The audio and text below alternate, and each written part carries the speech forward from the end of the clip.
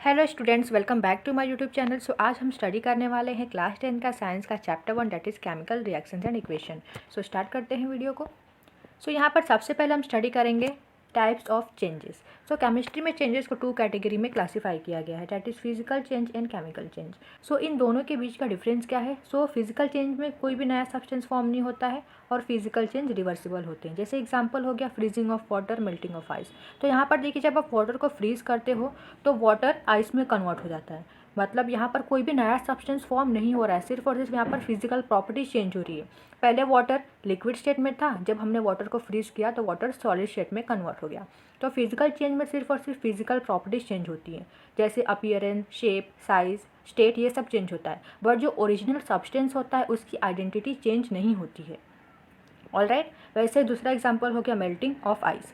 Then next is chemical change. So chemical change में क्या होता है? केमिकल चेंज में नए सब्सटेंस का फॉर्मेशन होता है और केमिकल चेंज इरिवर्सिबल होते हैं। जैसे यहाँ पर देखिए एग्जांपल है बर्निंग ऑफ पेपर। यहाँ पर पेपर को हम क्या कर रहे हैं? जला रहे हैं। जब आप पेपर को जलाते हो तो नया सब्सटेंस फॉर्म होता है। जब आप पेपर को बर्न करोगे तो क्या मिलता है? राख मिलता है और साथ ही साथ धुआं निकलता है। तो यहाँ पर क्या हो रहा है? नए सब्सटेंस का फॉर्मेशन हो रहा है। जो ओरिजिनल सब्सटेंस हमने लिया था वो ओरिजिनल सब्सटेंस का आइडेंटिटी क्या होता है? चेंज हो जाता है कम्प्लीटली। तो जब पेपर को हमने जलाया तो हमें नए सब्सटेंस मिले, that is S plus smoke. तो यही होता है केमिकल चेंज, जिसमें नया सब्सटेंस फॉर्म होता है। और जब आपने पेपर को बर्न किया तो आपको नए प्रोडक्ट मिले, that is S plus smoke. तो क्या आप ऐश, डैट इज़ जो राख था, उसको वापस से पेपर में कन्वर्ट कर सकते हो? नहीं कर सकते। इसीलिए केमिकल चेंज कैसे होते हैं? इरिवर्सिबल होते हैं। Then next example is rusting of iron. Then next is what is chemical reaction. So chemical reaction में क्या होता है? यहाँ पर एक या एक से ज़्यादा सब्सटेंस होते हैं जो आपस में रिएक्ट करते हैं और नया सब्सटेंस फॉर्म होता है, जिसकी प्रॉपर्टी एंटायरली डिफरेंट होती है। जैसे यहाँ पर देखिए, यहाँ पर 2 सब्सटेंस है, that is hydrogen plus oxygen, ये आपस में रिएक्ट कर रहे हैं और यहाँ पर एक नया सब्सटेंस बन रहा है, डैट इज़ वाटर।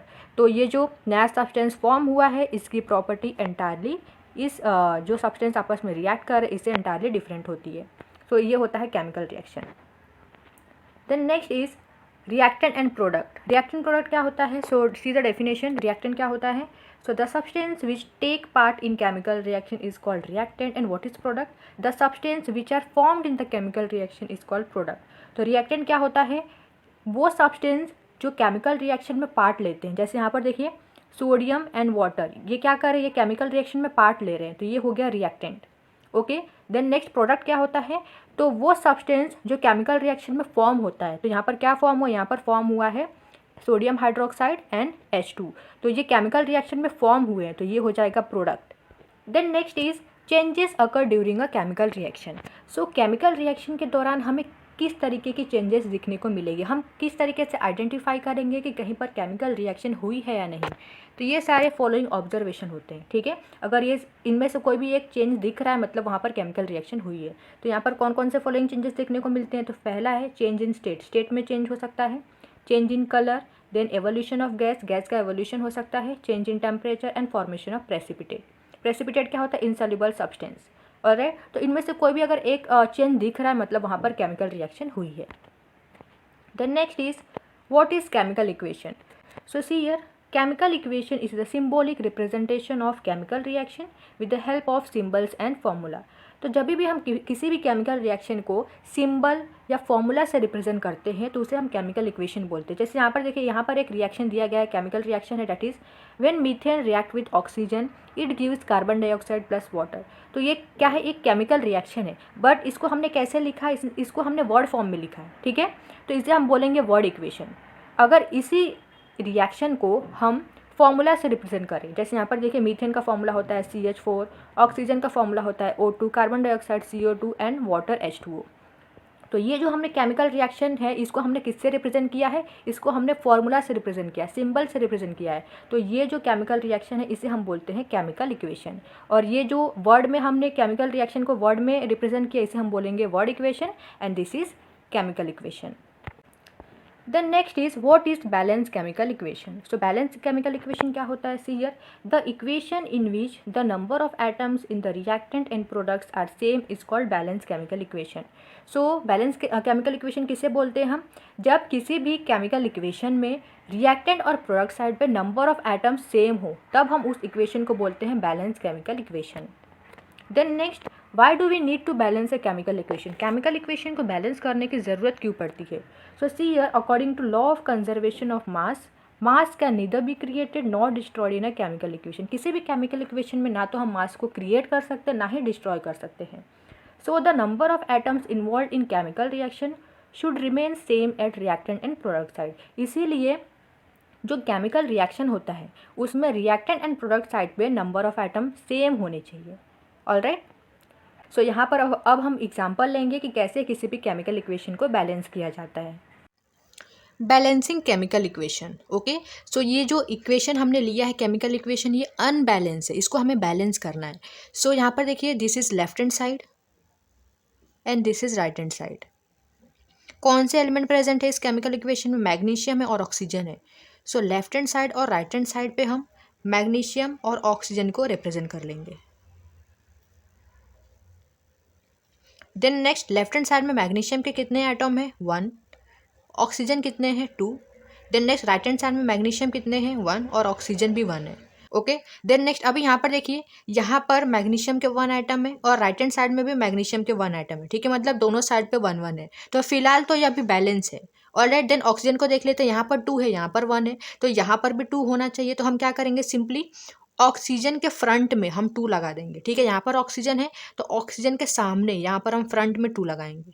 ठीक है, आप 2 को इस तरीके से नीचे नहीं लगा सकते या फिर इस तरीके से बीच में नहीं लगा सकते। ठीक है, हमेशा आपको नंबर सामने लगाना है। तो जब आप नंबर इस तरीके से फ्रंट में लगाते हो तो ये नंबर सभी के लिए अप्लाई होता है। मतलब यहाँ पर मैग्नीशियम के 2 एटम हो गए और ऑक्सीजन के भी 2 एटम है। ठीक है, तो ऑक्सीजन तो अभी यहाँ पर बैलेंस हो गया, बट यहाँ पर पहले मैग्नीशियम के 1 एटम थे, अभी जब हमने फ्रंट में 2 लगाया तो यहाँ पर मैग्नीशियम के 2 एटम हो चुके हैं राइट हैंड साइड में। ऑलराइट, बट यहाँ पर 1 है। ठीक है, तो यहाँ पर 2 करने के लिए हम क्या करेंगे, सिंपली मैग्नीशियम के सामने, ठीक है, मैग्नीशियम के फ्रंट में 2 लगा देंगे। ऑलराइट, तभी आप देख सकते हो ये इक्वेशन बैलेंस हो चुका है। Now see the next chemical equation. So this is left hand side, this is right hand side. तो यहाँ पर जो भी एलिमेंट प्रेजेंट है उसको हमने लेफ्ट हैंड साइड और राइट हैंड साइड पे यहाँ पर रिप्रेजेंट किया है। कौन कौन से एलिमेंट प्रेजेंट है? Fe, that is iron, hydrogen and oxygen. So iron, hydrogen, oxygen को हम दोनों साइड पे यहाँ पर हमने लिख दिया है। देन नेक्स्ट, यहाँ पर लेफ्ट हैंड साइड में चेक कर लेते हैं, Fe कितने हैं? 1। हाइड्रोजन के कितने एटम है? 2। Oxygen 1। Okay, right hand side पे Fe 3 है, ऑक्सीजन 4 है एंड हाइड्रोजन 2 है। सो यहाँ पर देखिए, यहाँ पर आयरन के 1 आइटम है, यहाँ पर आयरन के 3 आइटम है, तो यहाँ पर भी हमें 3 करना है। तो हम क्या करेंगे, सिंपली जो Fe है, जो आयरन है, इसके सामने हम 3 लगा देंगे। तो यहाँ पर दोनों साइड पे 3 हो गया, Fe बैलेंस हो गया। देन नेक्स्ट, हाइड्रोजन को देखिए, पहले से हाइड्रोजन 2 है, बैलेंस है। देन ऑक्सीजन यहाँ पर 1 है, यहाँ पर 4 है, तो यहाँ पर भी हमें 4 करना है। ठीक है, तो हम सिंपली क्या करेंगे, ऑक्सीजन के सामने यहाँ पर फ्रंट में 4 लगा देंगे। ठीक है, तो ऑक्सीजन बैलेंस हो गया।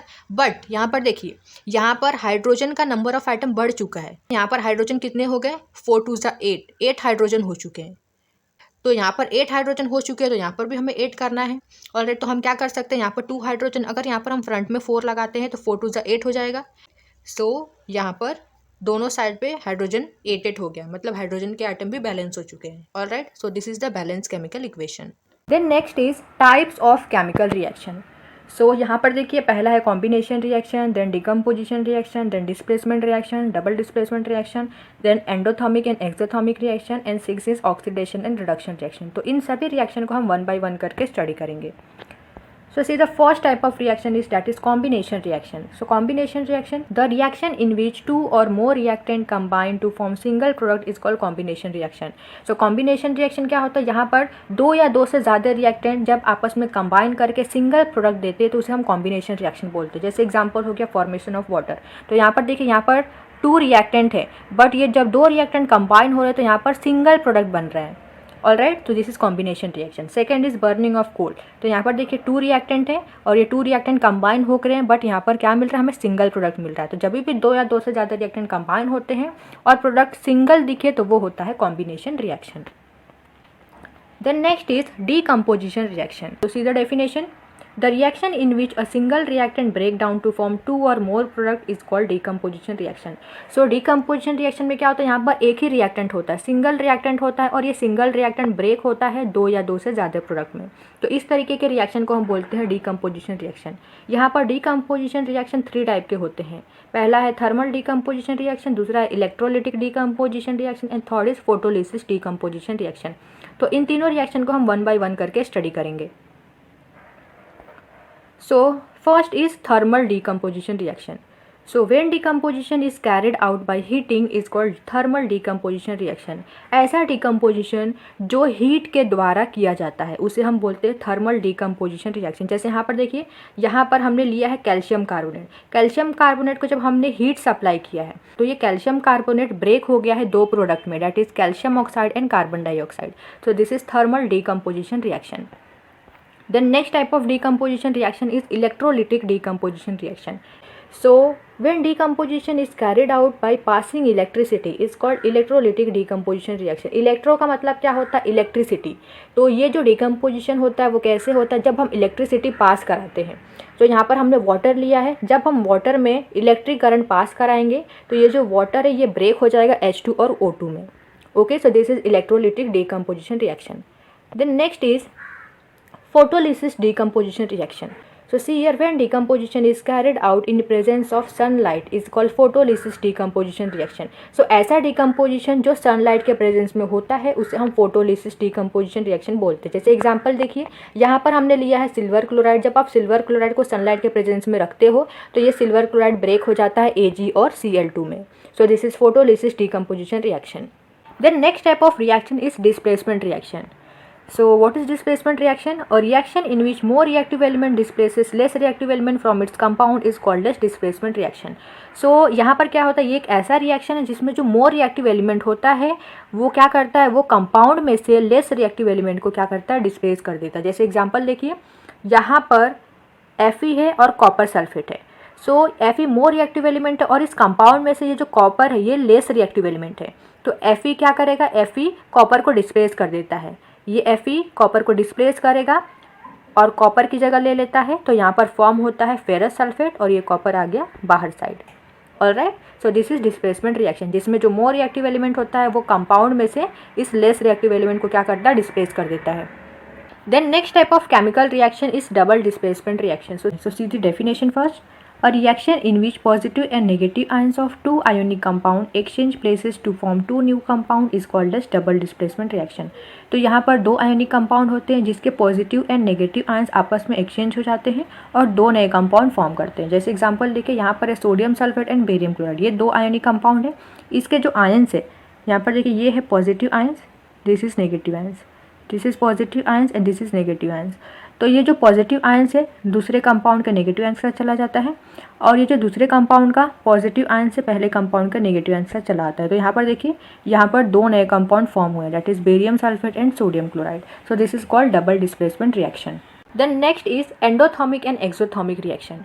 सो एंडोथर्मिक रिएक्शन क्या होता है, सी हियर, और reaction in which heat is absorb. ऐसा रिएक्शन जिसमें हीट एब्जॉर्ब होता है उसे हम एंडोथर्मिक रिएक्शन बोलते हैं. जैसे यहाँ पर एग्जांपल देखिए, यहाँ पर है कैल्शियम कार्बोनेट. जब हम कैल्शियम कार्बोनेट को हीट प्रोवाइड करते हैं तो ये कैल्शियम कार्बोनेट हीट को एब्जॉर्ब कर लेता है और कैल्शियम कार्बोनेट डिवाइड हो जाता है दो प्रोडक्ट में, that is calcium oxide and carbon dioxide. तो इस तरीके के रिएक्शन को हम बोलते हैं एंडोथर्मिक रिएक्शन जिसमें हीट एब्जॉर्ब होता है. Then next, what is exothermic reaction. So a reaction in which heat is release. ऐसा रिएक्शन जिसमें हीट रिलीज होता है, हीट बाहर निकलता है. जैसे यहाँ पर देखिए, यहाँ पर एक कैल्शियम ऑक्साइड एंड वाटर, जब ये दोनों आपस में रिएक्ट करते हैं तो यहाँ पर फॉर्म हो रहा है कैल्शियम हाइड्रोक्साइड और साथ ही साथ यहाँ पर हीट देखिए, हीट रिलीज हो रहा है, हीट बाहर निकल रहा है. तो इस तरीके के रिएक्शन को हम बोलते हैं exothermic reaction. Then next is what is oxidation and what is reduction reaction. तो सबसे पहले हम स्टडी करेंगे ऑक्सीडेशन रिएक्शन क्या होता है. So see here, addition of oxygen और removal of hydrogen is called as oxidation reaction. तो ऐसा रिएक्शन जिसमें ऑक्सीजन का एडिशन हो या फिर हाइड्रोजन का रिमूवल हो, उस तरीके के रिएक्शन को हम ऑक्सीडेशन रिएक्शन बोलते हैं. जैसे एग्जांपल देखिए, यहाँ पर मैग्नीशियम जब ऑक्सीजन के साथ रिएक्ट कर रहा है तो यहाँ पर फॉर्म हो रहा है मैग्नीशियम ऑक्साइड. तो यहाँ पर मैग्नीशियम के साथ किसका एडिशन हुआ है, ऑक्सीजन का एडिशन हुआ है. ठीक है, तो जब भी ऑक्सीजन का एडिशन होता है उसे हम बोलते हैं oxidation reaction. Then next see the second example.